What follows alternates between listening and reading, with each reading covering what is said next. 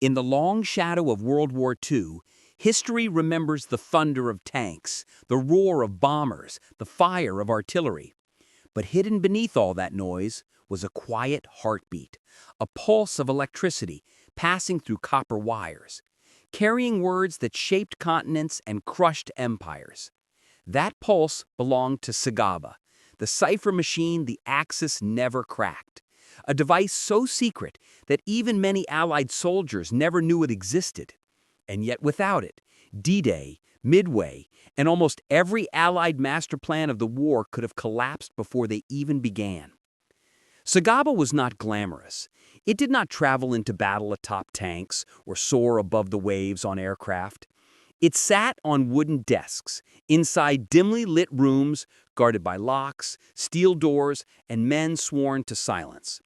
But it was the strongest weapon the United States possessed against German intelligence.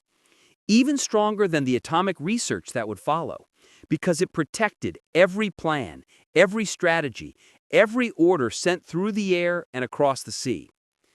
The Germans knew of Enigma and believed it was unbreakable. They trusted their machines, their mathematics, their operators, and their patterns. But they never imagined that the United States had built something far more complex, far more unpredictable, far more secure. SIGABA. And unlike Enigma, it never collapsed. SIGABA was born out of fear, a fear the Allies carried after watching Enigma traffic begin to crack under the hands of Polish and then British cryptanalysts. The Americans understood a truth the Germans did not want to accept. No machine, no matter how sophisticated, can remain secure if its patterns repeat. Enigma repeated. SIGABA did not. This was its genius, its heart, its invincibility. The American Army and Navy had long searched for a cipher system that could transmit the highest level of messages without fear that a single captured rotor or a single mistake from an operator would expose entire campaigns. After years of effort, the answer finally emerged, a machine using not one, but 3 systems of rotating wheels, arranged in layers that controlled each other in a dance so complicated, even the cryptanalysts who designed it sometimes paused in admiration. Unlike Enigma, SIGABA did not follow predictable steps. The positions of its wheels did not move in regular rhythms. The machine could leap wheel states, skip increments, reorder internal logic, and shift patterns without warning. Even the operator did not know the true path the cipher rotated through. The machine's unpredictability was not an accident. It was its soul. German codebreakers, listening night and day across Europe, classified SIGABA traffic as impossible traffic, because no matter how they plotted the patterns, no matter how they charted the frequencies, no matter how they strained to pull structure from chaos, every attempt returned the same answer. There was no pattern to crack. The Germans believed for years that the Americans simply relied less on radio for sensitive orders than the British, that they sent fewer high-level messages through the air. They assumed the lack of visible structure meant a lack of important content, never realizing it meant the opposite. The most important commands from Eisenhower, Nimitz, Marshall, and every Allied theater flowed through SIGABA. The Axis could see the messages, but could not read a single letter. They were blind. The machine itself looked deceptively simple. A locked steel case, wooden sides, thick crank, rows of rotors, like Enigma, but arranged in triads, with control wheels, stepping wheels, and cipher wheels all working together in a layered system. Each wheel controlled the motion of the others, preventing any pattern from ever repeating twice. Even capturing a machine would not help, because without matching wheel sets and the cycle keys, the device remained a mute block of metal, a safe without a combination. SIGABA had another advantage. Its output did not create the letter equals letter pairing that betrayed other ciphers. Enigma, for example, never allowed a letter to encode as itself. This limitation helped Allied codebreakers find openings. SIGABA had no such flaw. Every letter could become any letter, including itself. This erased the cryptanalytic foothold the Axis depended on. The more the Germans examined SIGABA messages, the more terrified they became. They did not know what the Allies were saying. They did not know what the Allies were planning, but they could see one thing clearly. The amount of traffic encrypted through SIGABA increased every month. And every time it increased, Allied operations struck with greater force, precision, and unity. In Berlin, some officers began to whisper, SIGABA must be their master system, the one thing we cannot reach. They were right. SIGABA protected the planning of Operation Torch, the invasion of North Africa. It protected the buildup for Sicily. It protected decisions made during the bloody months of the Italian campaign. It shielded the coordination between British, American, and Canadian forces that set the stage for the largest amphibious assault in human history. At the height of the war, German intelligence assessed every Allied cipher system, captured or intercepted, and tried to classify their vulnerabilities. When they reached the category reserved for impenetrable systems, they listed only one, the American machine, designation M134C, which the Allies called SIGABA. Their notes included a single chilling sentence: "No progress will ever be made." This was not arrogance, it was defeat. Even before the battles ended, Germany had lost the war of cryptography, and they knew it. But the full magnitude of SIGABA's power would become most visible in the months before D-Day. While Allied troops trained across England and Eisenhower and Montgomery shaped their plans, German intelligence searched desperately for clues regarding the timing and location of the invasion. They believed they were skilled at reading Allied patterns. They had broken British ciphers earlier in the war. They had intercepted endless communication across the Channel. But when it came to the true heart of the Allied command structure, the one channel that mattered most, SIGABA shut every door. They listened, but heard nothing. They knew an invasion was coming, but they could not find the when. They could not find the where. They could not find the scale. SIGABA had sealed every intention, every plan, every adjustment in an armor of electrical chaos. And Germany, with all its cryptographic talent, could do nothing against it. In the end, SIGABA was not a machine. It was a shield. An invisible fortress that protected the Allies long enough for their armies to gather, their fleets to sail, and their strategies to unfold. Its silence was its power. Its complexity was its armor. And its existence meant that while the Allies read German secrets, Germany never read theirs. The war of machines, guns, and soldiers was still to come, but the war of ciphers had already been won. And SIGABA stood alone, undefeated, unmatched, and unseen, ready to carry the most important invasion message in history across the Atlantic and into the hands of the man who would command the liberation of Europe. On the evening of June 5, 1944, a storm rolled across the English Channel. Waves smashed against the steel hulls of landing craft, wind tore at signal flags, and lightning flickered across the horizon. Thousands of ships waited in the darkness, engines humming, soldiers packed shoulder to shoulder, unaware that the most fragile part of the entire D-Day plan did not rest on guns, tanks, or ships. It rested on a cipher machine locked inside steel trunks deep in Allied headquarters. SIGABA was the nervous system of Operation Overlord. Without it, the invasion could not move one step forward. Every order Eisenhower sent, every adjustment Montgomery requested, every intelligence summary, every weather update crossed the channel inside SIGABA's encrypted veins. If even one message leaked to the Germans, Overlord could fail before a single soldier touched French sand. Germany had men, divisions, guns, and bunkers ready along the Atlantic Wall. What they did not have was insight, and that blindness existed because SIGABA never cracked, never buckled, never betrayed a secret. As the storm battered England, Eisenhower sat in Southwick House, staring at the forecasts that would decide the fate of the world. The weather officers argued over winds and cloud ceilings, trying to determine whether the invasion should launch on June 5th or 6th. Communication between the Royal Navy meteorologists, the U.S. 9th Air Force, and Allied Naval Command pulsed through SIGABA. Every corrected chart, every pressure reading, every disagreement passed in total secrecy. German intelligence detected a surge in Allied encrypted messages that night, but the content remained sealed. They guessed the Allies were preparing for something. They guessed an invasion would come someday. They guessed hard, but they never knew the actual answers. SIGABA took guessing off the table. Only the Allies knew the truth.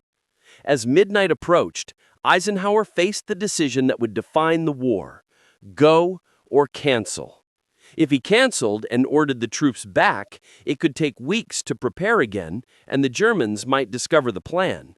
If he went, and the weather worsened, thousands could die.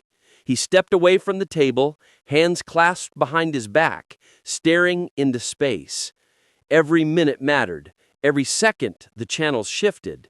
Yet when he returned to the table and spoke his famous words, "We go," he had confidence that his message would reach every commander exactly as spoken, unbroken, unread, untouched by enemy eyes. SIGABA carried that message into the night.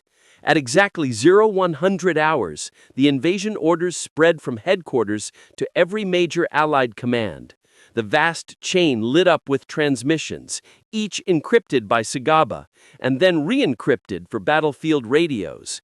Each message identical to the original, not one character altered, not one meaning distorted.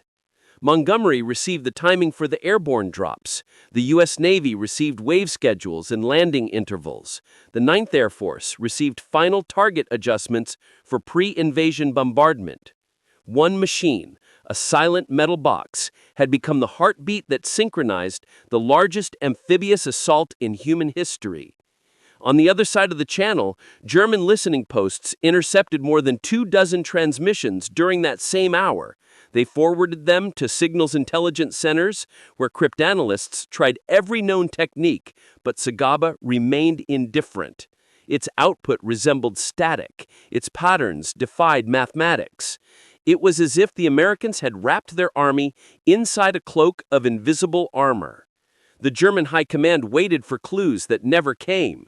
They scanned for irregularities in British deceptive broadcasts. They tracked fake radio divisions created by Operation Fortitude. They listened to Allied air traffic. But the one stream of messages that actually carried overlord, the framework, the timings, the decision points, remained sealed in a metal coffin of complexity.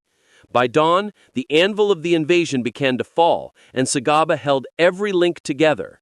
While paratroopers boarded their C-47s, ground commanders opened their sealed packets, artillery groups prepared counter-battery plans, and landing craft crews looked to final checklists, SIGABA fed them all the same truth at the same moment. Not a second early, not a second late. And the absence of leaks created a catastrophic gap in German readiness. While the Allied chain pulsed with encrypted coordination, the German chain was quiet. Silent, too quiet to match what the radar stations soon detected. When the 101st Airborne dropped over Normandy at 0116, the German defenders nearest to the drop zones had received no warning. None of their encrypted intercepts had revealed airborne targets. None had predicted the direction. None had hinted at landing beaches. To the east, the 15th Army still waited near Calais, convinced by decades of German cryptographic arrogance that if the Allies launched such a massive attack, they would surely learn of it by breaking the Allied codes. But they never did, because they never cracked SIGABA. 30 minutes later, when the beaches lit with naval gunfire, signals officers aboard Allied ships received updates through SIGABA streams. The weather shifts, tide levels, and troop movements were updated constantly. SIGABA messages directed the intervention of destroyers that closed within a few hundred yards of Omaha Beach to silent strongpoints. They directed the release of reserves from floating docks to support Utah. They relayed the shifting wind that threatened airborne resupply by the hour. The machine that lived in silence directed a battle of thunder. On Omaha Beach, the situation nearly collapsed. German machine guns cut down the first waves. Soldiers sheltered behind shingle and sand obstacles. Commanders needed artillery. They needed smoke. They needed reinforcements. And all of that depended on the speed of communication. The British commanders offshore needed precise casualty and unit movement updates before pushing their own reinforcements onto beaches further west. SIGABA carried those updates unbroken, unchanged, and instant. American destroyers pushed dangerously close to shore because SIGABA let commanders confirm which units were still alive, which strongpoints remained, and where the naval guns could fire without hitting their own troops. In Berlin, German intelligence interpreted the massive increase in Allied traffic as proof that the invasion at Calais was imminent. Their analysts believed the Allies were still preparing for a diversion. No one believed the real invasion was underway until reports came far too late. And even as the German chain of command collapsed under delayed responses and the absence of reliable intelligence, the Allied chain surged with clarity because SIGABA made clarity possible. By dawn, on June 6th, the Allies held 5 footholds in France. They had lost thousands, but they had secured their beginning. And through it all, SIGABA stood at the center, the silent guardian of the invasion, the reason no German knew the hour, or the beaches, or the scale, the reason overlords succeeded before the first soldier even stepped ashore. SIGABA did not fire a shot, but without it, no Allied rifle, no Allied tank, no Allied soldier would have reached Normandy alive. Long before D-Day crashed into the beaches of Normandy, SIGABA had already proven itself in another theater.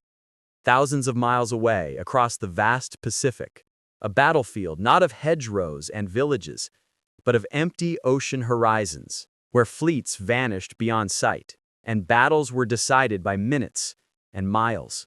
SIGABA protected those minutes. It preserved those miles. It shaped the course of 2 decisive battles, Midway and the Philippine Sea, battles where the slightest leak of information could have doomed entire fleets. Midway had already become legend by 1942, but few understood that intelligence victory required 2 shields. The first was the ability to break Japanese codes. The second was ensuring that the Japanese never broke American ones. Breaking JN-25 gave Nimitz a glimpse into the Japanese battle plan, but SIGABA ensured that Nimitz's responses to that intelligence remained invisible to the enemy. Without SIGABA, the Japanese might have discovered that their own signals had been compromised, because every American message discussing Japanese carrier movements, every order from Nimitz, every adjustment to scouting patterns, every directive to Spruance and Fletcher was wrapped inside SIGABA's iron cage. The Japanese could see American radio activity, but they could not decipher purpose or meaning. They hunted for patterns. They charted frequencies. They listened to American silence and noise, but nothing revealed Allied intentions. Midway was a battle decided by decision cycles. The Americans acted faster because they read Japanese plans, but equally important, the Japanese could not read American plans. SIGABA erased their ability to anticipate. In the days leading up to Midway, Nimitz shifted his carriers into ambush positions north of the island. He instructed the Marines on Midway to prepare for heavy air assault. He ordered long-range patrols across the northwestern approaches. Each of these decisions moved across SIGABA machines aboard Pearl Harbor and flagships at sea. The Japanese intercepted the transmissions, but saw only chaos.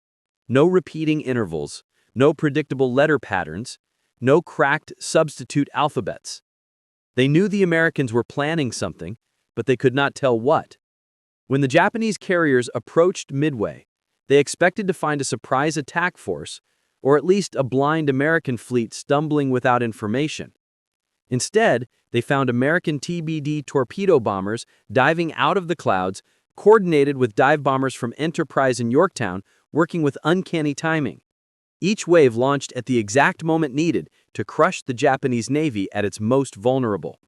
Their counterintelligence never understood how this timing was possible without American codes being compromised. Because in the Japanese mind, superior secrecy belonged to them. They encrypted signals carefully. They believed their fleet coordination was perfect, but they never imagined that American communication was simply too strong to break. The Japanese Navy entered Midway confident that surprise was theirs. SIGABA helped take that surprise away. The Americans did not just know where Japan was going. They ensured Japan never knew where America was. Midway was the first proof the Japanese Navy was brilliant but blind. 2 years later, in 1944, SIGABA became even more critical, as Nimitz prepared for the Marianas Campaign and the battle that would become known as the Philippine Sea, the Great Marianas Turkey Shoot. If Midway was a battle decided by reading Japanese secrets, the Philippine Sea was a battle protected by American secrecy. This was a different war. Japan had learned some lessons.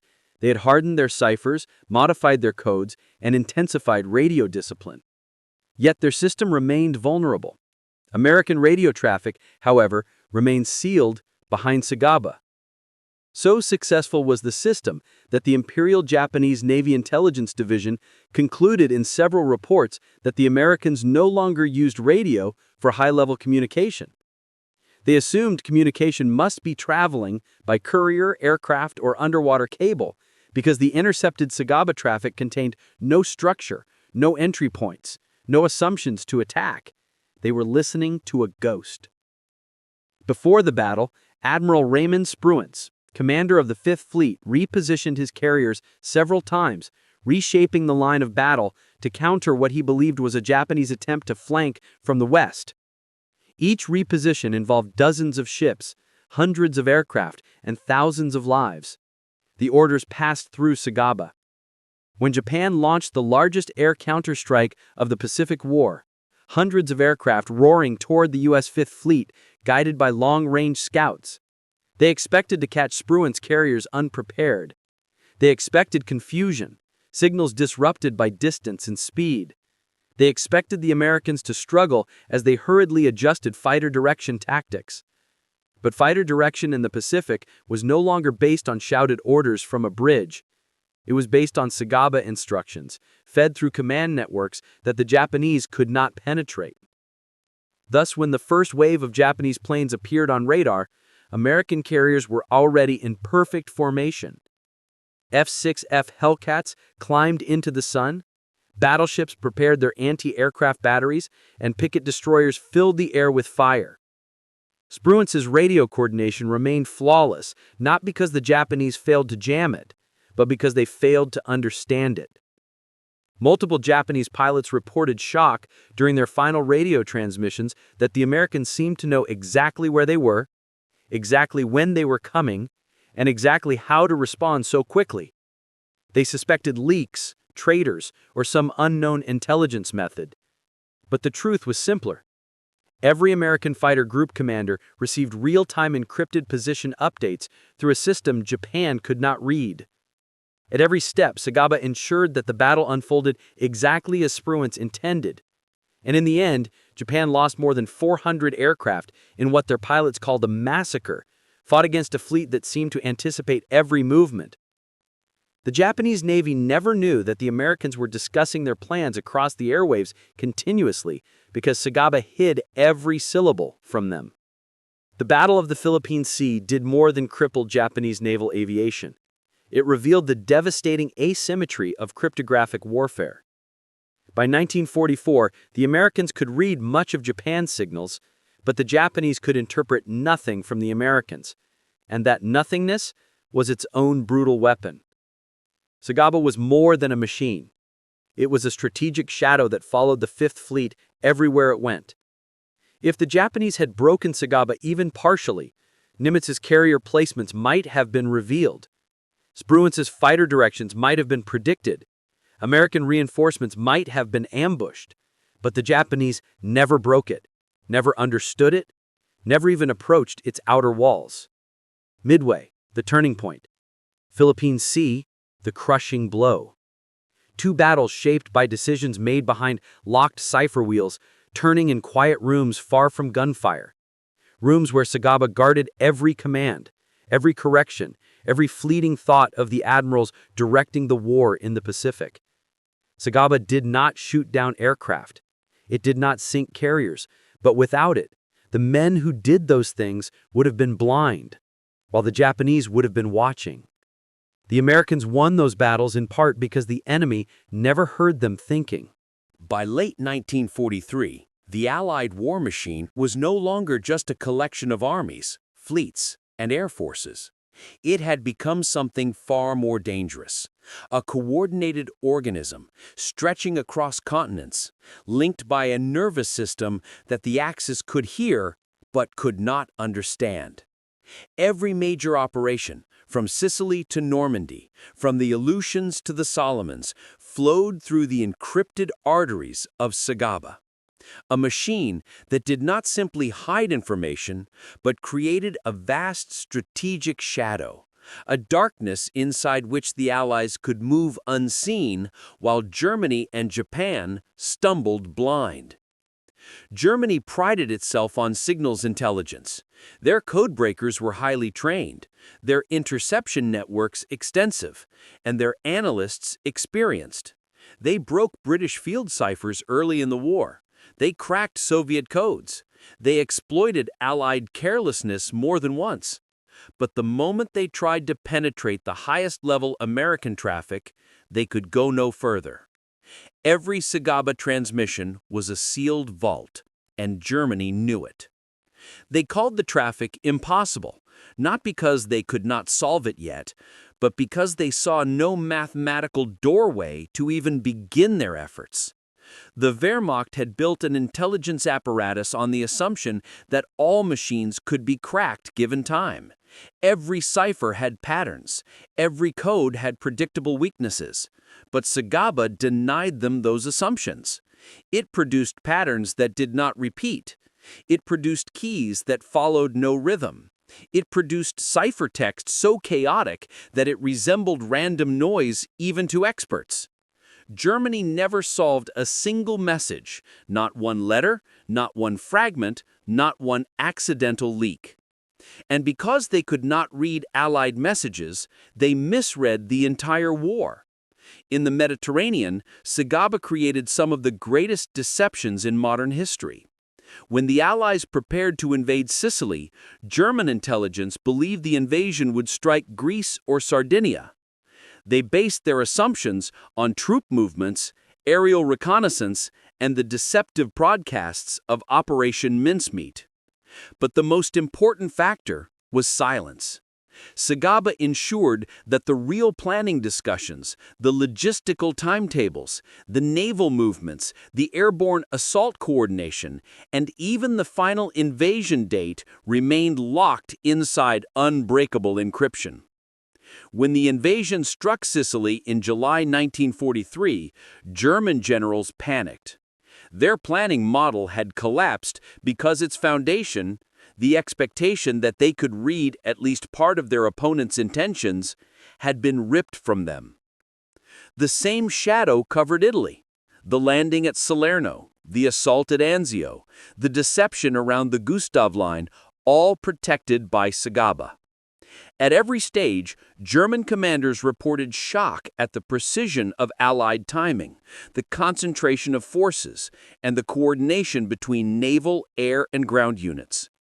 But the most devastating effect, the one that changed the entire trajectory of the war, came from SIGABA strangling German strategic perception. Germany entered 1944 believing they could predict Allied intentions, because for years they had been conditioned to believe in the power of their intelligence apparatus. They intercepted millions of Allied messages, many using weaker ciphers. They exploited mistakes from inexperienced operators. They collected piles of raw radio traffic, but none of it contained the heart of the Allied war plan, because SIGABA ate the heart. They heard the pulse, but never the meaning. And nowhere was this blindness more catastrophic than in the months preceding D-Day. Even before the first landing craft touched the Normandy coast, SIGABA shaped the battlefield, not by changing what the Allies did, but by changing what the Germans believed. The Allies executed Operation Fortitude, a massive deception intended to convince Hitler that the invasion would strike Calais. But Fortitude could only succeed if German intelligence remained unable to distinguish real Allied orders from fake ones. SIGABA made that distinction impossible.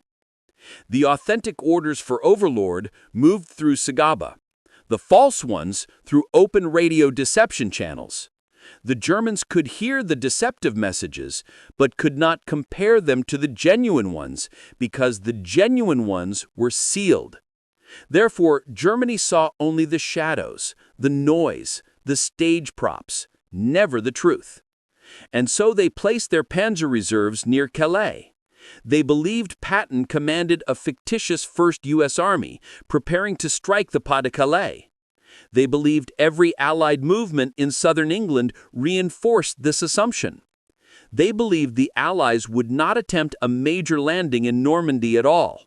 They were wrong, because they were blind. SIGABA built that blindness. Every Allied master plan relied on it. In the Pacific, SIGABA played a different but equally devastating role. Japan relied heavily on pattern analysis to predict Allied movements. They monitored radio silence intervals, radio call signs, and unit identifiers.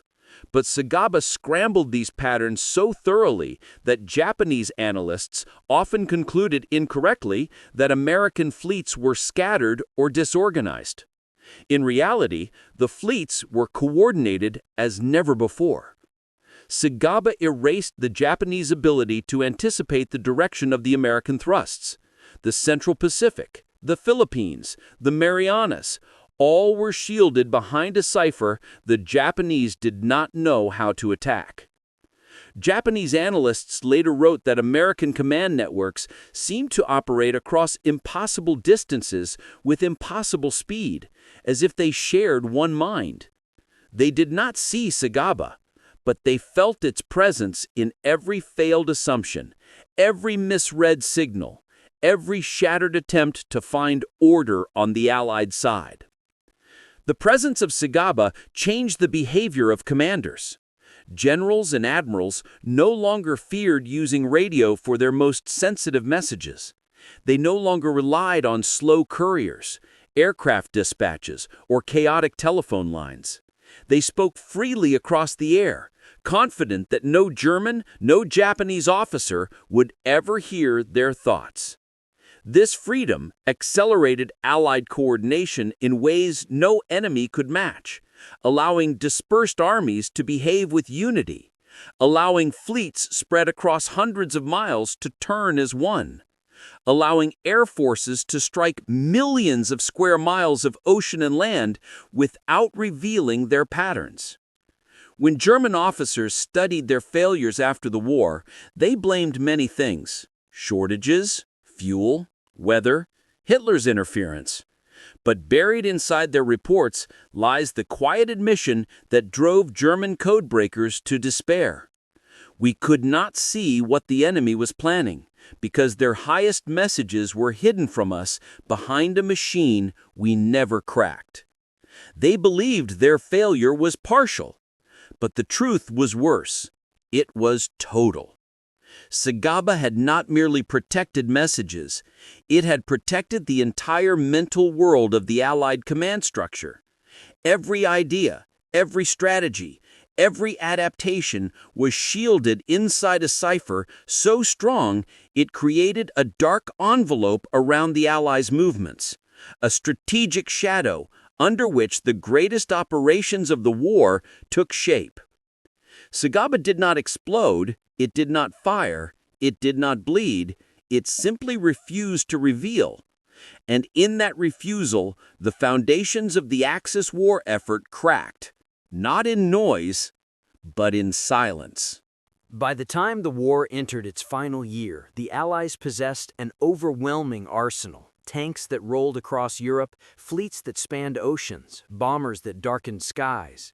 But hidden beneath all those symbols of power was a quieter force, one that never fired a bullet, never sank a ship, never brought down a plane, and yet shaped the outcome of the war more profoundly than many weapons that did. SIGABA, the machine the Axis never cracked, the silent guardian of every Allied master plan. As 1945 approached, SIGABA had already proven its value again and again. At Sicily, Salerno, Anzio, Midway, the Philippine Sea, and Normandy. It had been carried ashore on beaches, guarded in bunkers, shipped aboard command vessels, and installed in every headquarters where the war was truly fought. Inside the minds of leaders, its rotors turned night and day, encoding messages from Eisenhower, Marshall, Nimitz, Arnold, Montgomery, and every senior commander who shaped the Allied advance. As the Allies pushed toward Berlin and Tokyo, SIGABA protected the last great campaigns. Crossing the Rhine, coordinating the Ardennes counteroffensive response, directing maritime operations in the Pacific, adjusting B-29 targeting under the changing weather patterns of the Marianas, even negotiating the deployment of replacement divisions and fuel convoys, SIGABA was everywhere because its silence made everything else possible.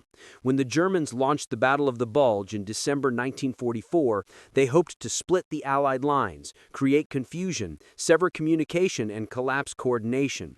But even in that crisis, SIGABA held the Allied command structure together. American and British units responded faster than German planners believed possible because high-level commands moved through SIGABA channels untouched by the chaos of the front.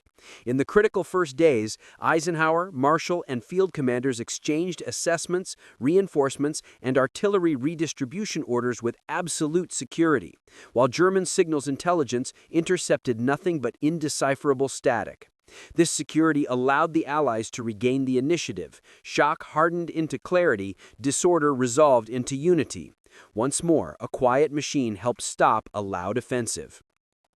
In the Pacific, SIGABA played an equally decisive role in the final island battles around Iwo Jima, Okinawa, and the approaches to Japan. The Japanese High Command searched desperately for patterns in Allied movements, hoping to anticipate landings, aircraft deployments, or the timing of B-29 strikes.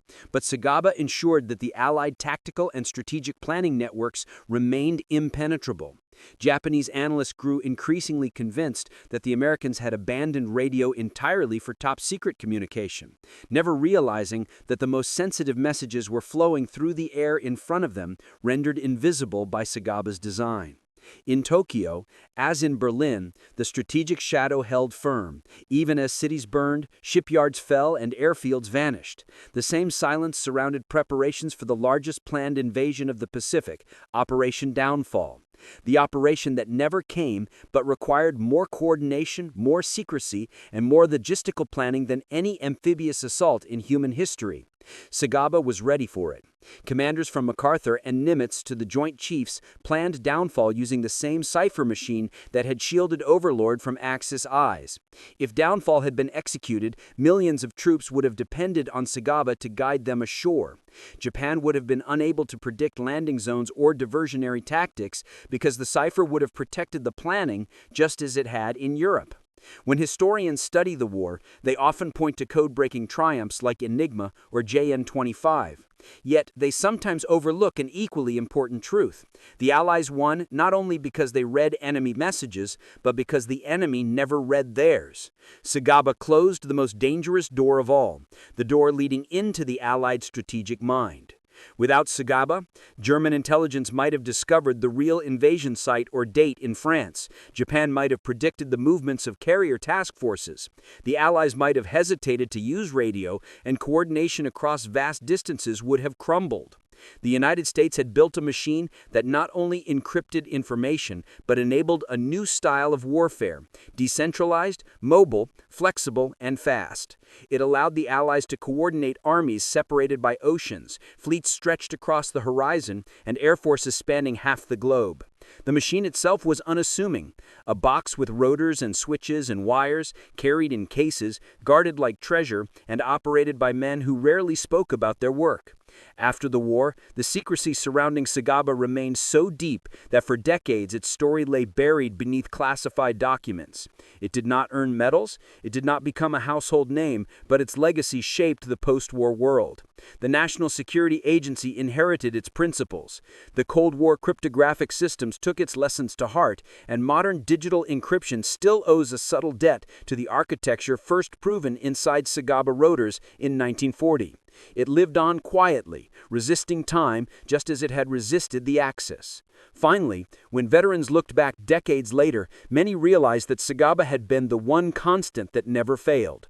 Radar jammed, guns overheated, tanks broke down, engines stalled, but SIGABA never cracked. Not one transmission protected by it was ever deciphered by Germany or Japan. Not one letter, not one word. And in the brutal mathematics of war, that record mattered more than any single weapon could. As the war ended, generals returned home, fleets were decommissioned, armies dissolved, but SIGABA remained a symbol of the silent front. The front where no one fired a shot, but where victory was no less decisive, and perhaps it was fitting that such a machine never asked for recognition. It simply turned its rotors in quiet rooms behind locked doors night after night, protecting secrets that would shape the world to come. Without SIGABA, the war might have lasted years longer. Without SIGABA, D-Day might have failed, Midway might have collapsed, the Philippine Sea might have become disaster, and the Allies might have faced an enemy who could read their every move. But SIGABA stood in the gap, invisible, invulnerable, indispensable, the most powerful weapon of World War II that never once needed to fire a shot.